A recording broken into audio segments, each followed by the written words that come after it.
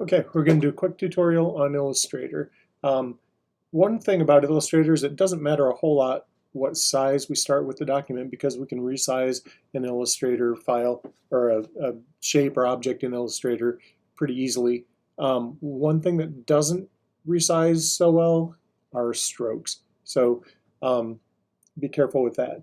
So anyway, I'm going to go into letter. It's print, but that'll be a place to start. And when we're designing a logo, we probably will need to design it for print and for screen to be sure that we're good with all those things. So click Create.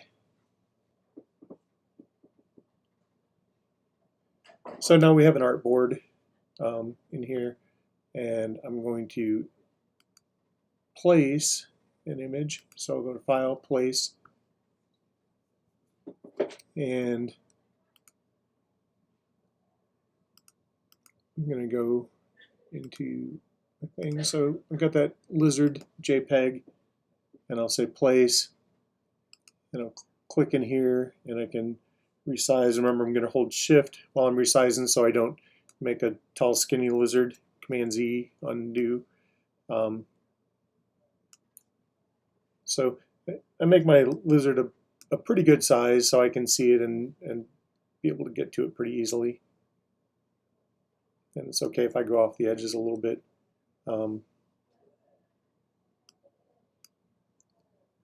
Okay, so now it's all there, and I can go to Object. I'm gonna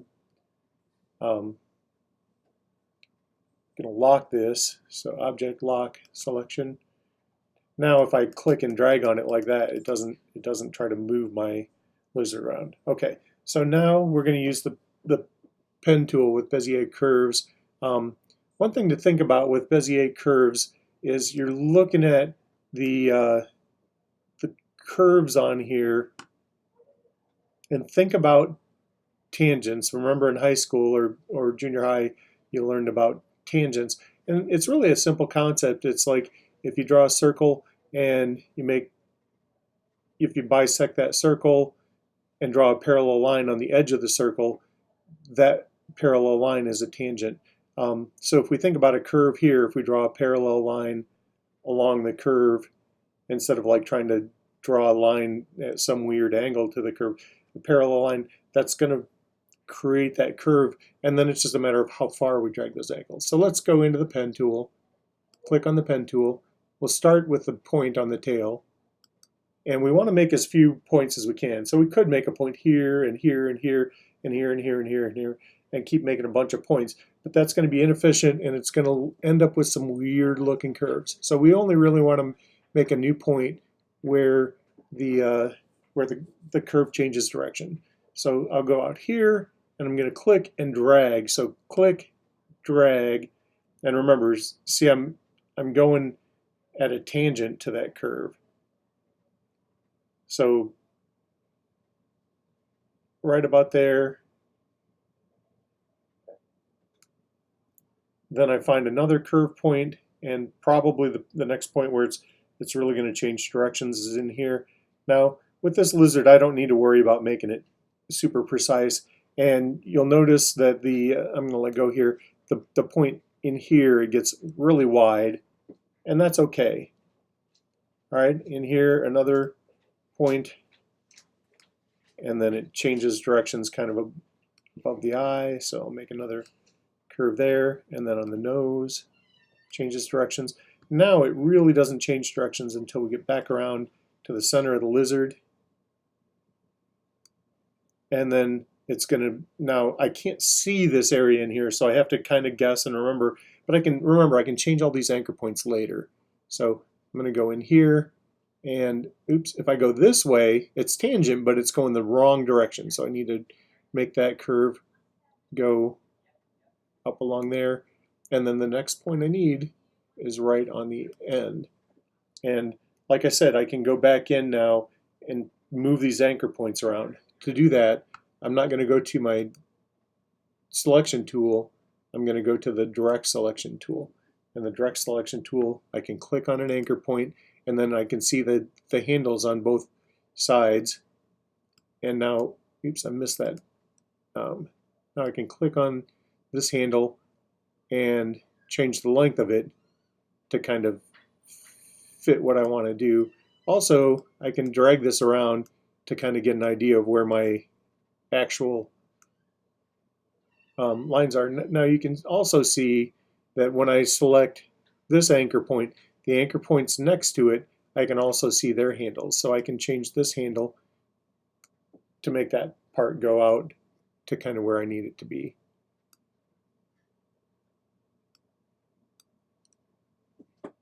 And like I said before, I don't have to be exact with these things because I don't want my lizard to be exactly like their lizard anyway. I'm going to kind of change it to suit my own purposes.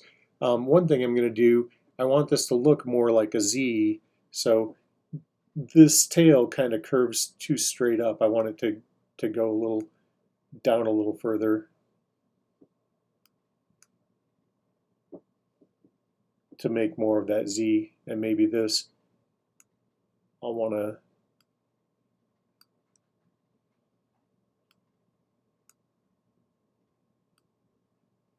going a little further. So I'm going to pay a little bit more attention to this main shape a little earlier in the process rather than moving on too quickly to the legs. But I'll get this where I like it, and then I can go back in and work on the legs separately. I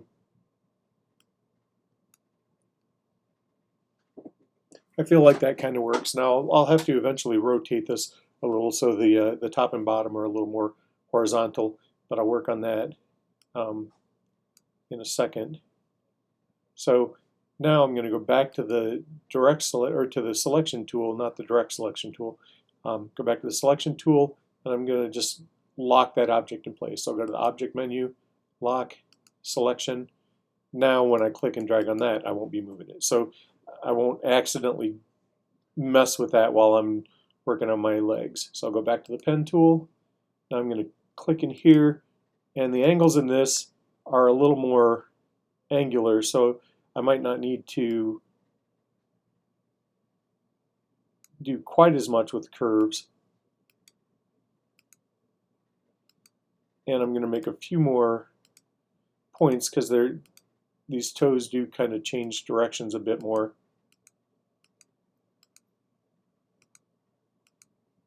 So I'm clicking and making clips, and I'm also just keeping an eye as I'm going on where the outline of this went. I'm going to make this one a little more curvy, and that one a little bit more curvy. Now up in here, I want this to fill in. I want it to be able to overlap with the body, so I don't want any gaps. So I went up quite a bit further in there, and so I can click on that, and now I can move back to the pen tool and start working on another one. So I'll click in here. Notice I'm inside the body again, and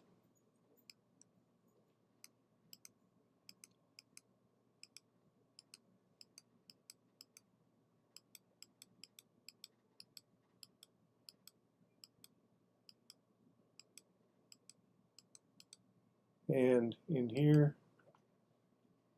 Notice as I get to the end of these, I'm always hitting that area where it ends. I'll show you when I get to the end of this one again. There's always a little circle that goes over it so that I can close my drawing. And see, I'm making a lot more clicks in these little toes because they're weirdly shaped, and I want to kind of maintain a little bit of that weirdness in there, and maybe even exaggerate it to some point.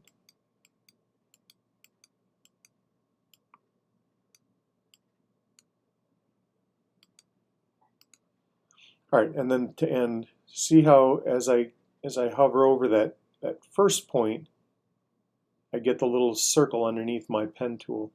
That tells me that I'm closing that object. Okay, so I've got some kind of weird shapes there, but that's okay. Here, womp, make some toes.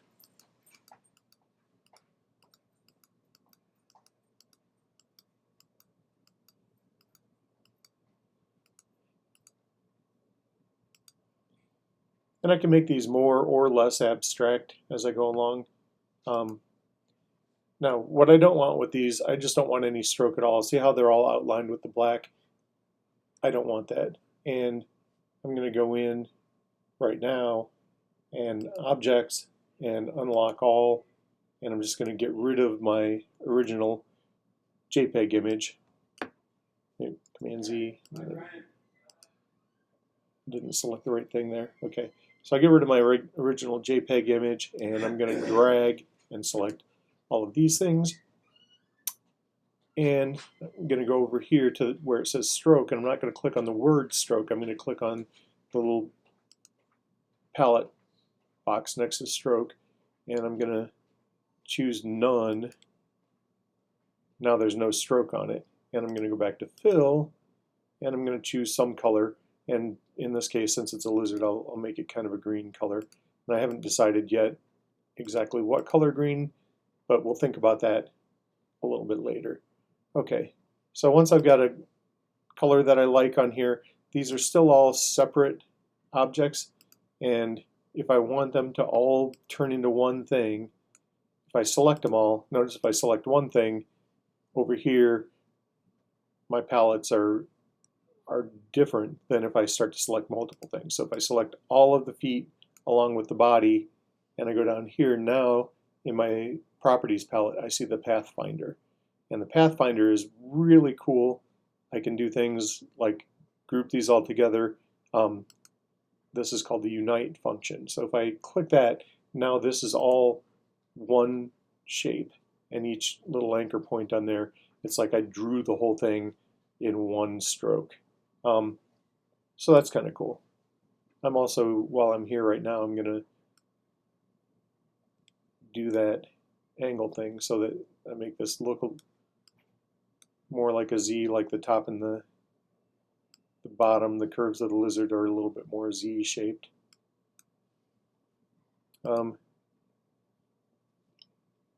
Then I do want to add an eye to the lizard. It's not always necessary, but I like to think about negative space. So I'm going to add a little eye shape here, make a little curve there, make a bottom, and close that up. Now select the body, and I shift select to get the eye. And now on Pathfinder, instead of Unite, I'm going to go to minus front, and the eye is in the front, so it's going to subtract that eye and just leave an empty hole. And you can see as I drag it over, it is truly a hole. I didn't make a white shape there. It's just a hole that goes through to the white background or whatever background we have behind it. So now we have the lizard, and that's pretty handy. I'm going to resize it. Remember, I'm not dragging from the edges. I'm dragging from the corner, and I'm going to hold Shift as I drag to maintain the aspect ratio. So my lizard isn't changing sizes on me there. Now Command C to copy and Command V to paste, and now I have a duplicate of that lizard, and I can use it in lots of different ways. I'm going to resize this one again to kind of get it out of the way, and I'll resize this one because this is going to be part of our text. And so there, now I'm going to click on the text tool, and as I click over in this area, it puts in an area for text. I'm going to go with L, and I'm going to resize this a bit, and you can see over here my properties tools have changed now that I'm in the text tool. I have characters. I'm going to bring this up to a pretty large font, and I may even end up going larger if I need to.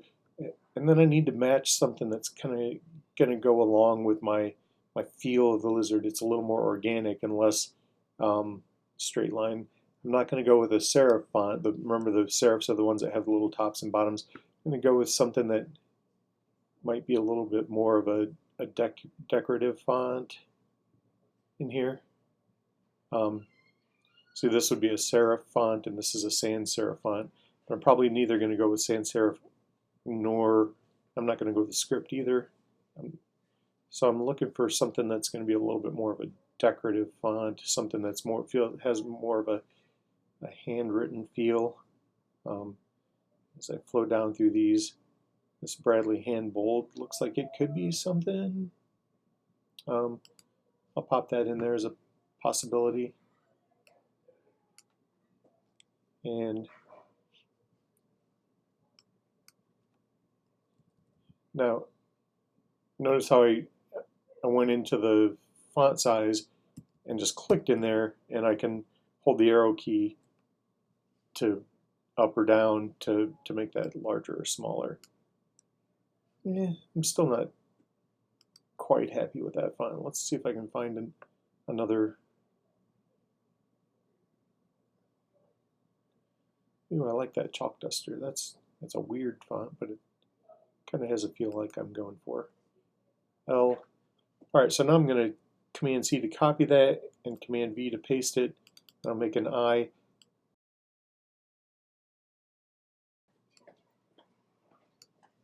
So I've got the L and the I.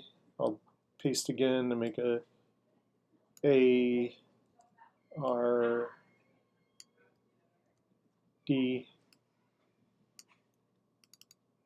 I'll go back into these and A, double click, R, D. So the reason I broke these up into individual letters is I want a little bit of a motion to this. I want it to feel a little bit like it's a lizard crawling along or something like that, just to and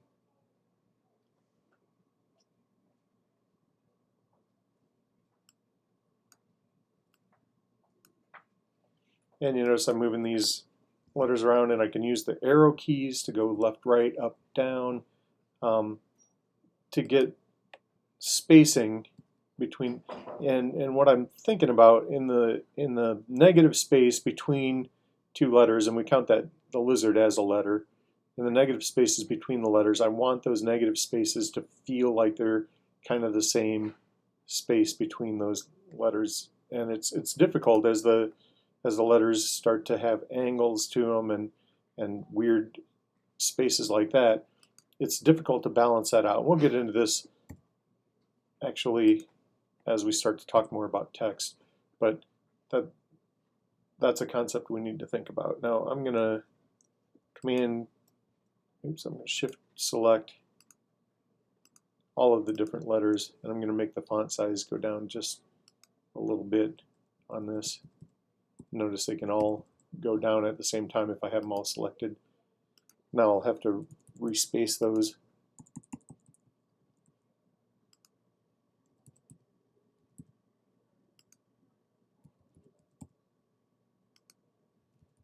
And again, I'm using the left arrow key here to move this left. I can use the right arrow key to move something to the right, and up and down arrow keys to move them. Got a little bit too much motion in there. I don't want to go crazy with this, so bring them back into line. It does still have to be readable as a word. It can't just be a bunch of letters. And then I want all of my text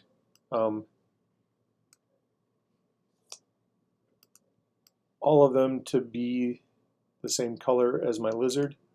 So I'm going to, oops, did not mean to drag that. I'm going to select all the text, and then I'm going to go to the eyedropper tool over here to the right, and I'm going to click on the lizard, and that changes all of the text to the same color as the lizard. And I can go in and select all of those things, and I could also change, if I decide I want to make it a little bit of a darker color, I can choose from the color choices in the color palette, or I can click in here and I can adjust to get a precise color that I want. And I'm going to be thinking about these things.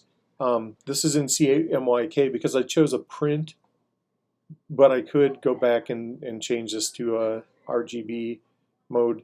But remember that print CMYK and screen RGB are going to have different gamuts. That means that some colors will not work in print that work on screens, and some colors that work on print won't work on screen. So there will be some gamuts that can do both, and some colors that will work pretty evenly in both, but we do have to be aware of that also.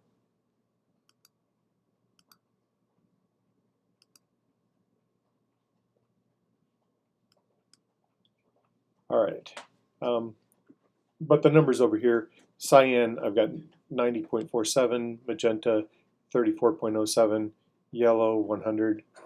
Maybe I'll make these 90,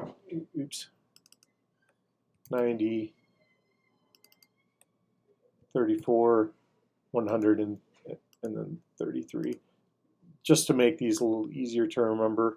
We'll find out that there are other ways that our color can work. If I change to RGB, I can Z0, 97, 49. I also have this hashtag number down here. That's a very specific number, and so I can make use of all of those different ways to get back to that color in different ways. Now this lizard, again, I'm using the eyedropper tool and click right in there, and that'll make the lizard the same color, so they're all the same color. Now I'm going to select all of these again, and Command C to copy and Command V to paste, and move these down. So one thing I need to do for everything that goes into getting sent out to print or getting sent to somewhere else to be used in some other way, they're not going to have the font that I have. Fonts are pretty specific to your computer. So I need to get rid of the fonts in here. So I'm going to go to Type and create outlines with the fonts that I have selected. Create outlines, and now it turns each one of these things into an outline. It's not editable anymore as a font, which is why I copied it. I've still got my fonts in here, but now this is 100% just drawing. So it has drawn those letters, each of those glyphs, each of those characters to be one font. I'm also going to select all of these and hit Command G to group them, so that now when I select one of them, it selects all. So this is all one group of objects now. So I can use that like it's one thing. All right, so that's our first tutorial in Illustrator.